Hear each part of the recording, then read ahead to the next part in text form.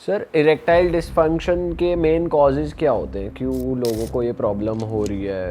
या देखो erectile dysfunction के ना एक रीज़न बोलो तो मैं बताऊँ, बहुत सारे रीज़न अलग अलग है। मोस्ट कॉमन रीज़न अगर साइकोलॉजिकल मैं कहता हूँ, उसमें हमारी साइकिक अलग तरीके से काम करती है।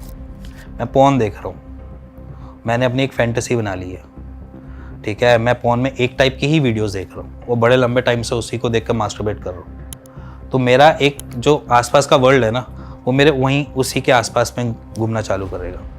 फिर देन मेरे पास एक चांस लगता है कि अब मैं आज इंटरकोर्स करूँगा। अब वो इंटरकोर्स में मैं उसी फैंटेसी वर्ल्ड को एज्यूम करके कर रहा था, बट वो चीज़ मेरे को नहीं मिली, तो वहाँ पर इरेक्टाइल जो होगा वो ढंग से हो ही नहीं पाएगा, ठीक है। तो ये मास्टरबेशन के कुछ साइड इफ़ेक्ट्स में एक है कि अगर मैं पोर्न देकर अपना मास्टरबेट कर रहा हूँ या मैं कुछ भी ऐसा कर रहा हूँ, तो मेरे को एक आदत पड़ गई है। अगर वो एनवायरनमेंट मेरे को नहीं मिलेगा तो मेरा इजैकुलेशन होने में या मेरा इरेक्टाइल होने में प्रॉब्लम आएगी। तो उसमें एनवायरमेंटल फैक्टर आ गए। अगर मेरा माइंड फोकस नहीं है, मेरे को ये समझ नहीं आ रहा कि मेरे साथ अच्छा नहीं हो रहा या मेरे साथ बुरा लग रहा है, तो भी इरेक्टाइल नहीं होता। तो वहाँ पर साइकोलॉजिकल इफेक्ट सबसे बड़ा होता है। सर इसके भी क्या टाइप्स होते हैं इरेक्टाइल डिस्फंक्शन? इरेक्टाइल डिस्फंक्शन के कोई ऐसा टाइप नहीं है बेसिकली। अगर मैं बात करूँ कि कोई टाइप है, ऐसा कोई टाइप नहीं है। एक तो होता है फिजियोलॉजिकल, मतलब आपकी बॉडी आपको रिस्पॉन्ड नहीं कर रही है।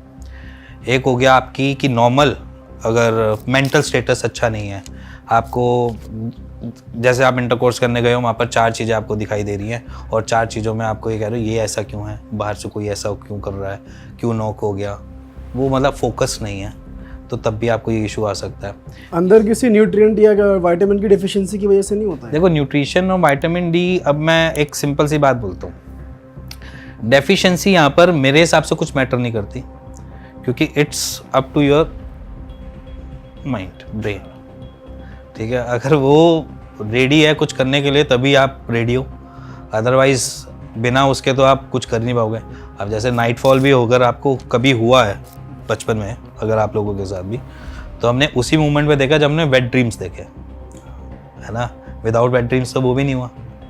तो वो बेसिकली साइकोलॉजिकली तो है। वेट ड्रीम्स आए तो आपको इजैकुलेट हुआ, वो भी नाइटफॉल की तरह निकल गया, और वो भी अच्छी बात है क्योंकि उसने डेड स्पर्म काउंट को बाहर कर दिया, बुरी बात उसमें भी नहीं है। तो अगर आपके पास बेसिकली वो है, क्या कहते हैं, साइकिक है, या आपके पास कोई फैंटेसी है, तभी वो चीज़ क्रिएट हो पाएगी, नहीं तो ऐसा नहीं होता कि वो एकदम से हो जाए। तो सर चलो अगर कोई मेडिकली प्रॉब्लम है और आप डॉक्टर बीइंग अ डॉक्टर उन्हें कंसल्ट कर रहे हो, वो तो समझ आता है, बट जो साइकोलॉजिकल प्रॉब्लम है तो आप कैसे टैकल करते हो? अगर आप किसी क्लाइंट एक्सपीरियंस से बता पाओ, क्योंकि वो तो अल्टीमेटली उन्हें खुद ही करनी है अपनी साइकोलॉजिकली चीज़ें सॉर्ट, तो आप कैसे उनकी हेल्प करते हो? देखो एक्सपीरियंस मैं बताता हूँ अपना।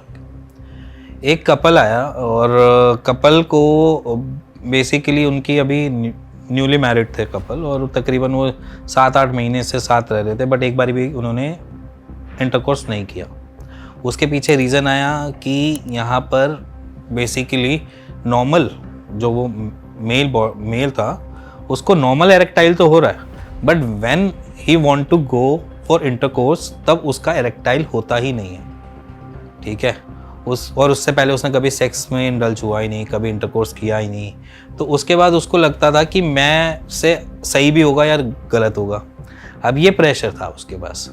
अब उस प्रेशर के लिए उसने तकरीबन 1 महीने तक मुझसे मेरे ख्याल से विज़िट करी, उसने बात करी, नॉर्मल बात करते हुए। उसके बीच में एक बार इंटरकोर्स हुआ, बट वो इतना हेल्दी रिलेशन नहीं बना, ठीक है।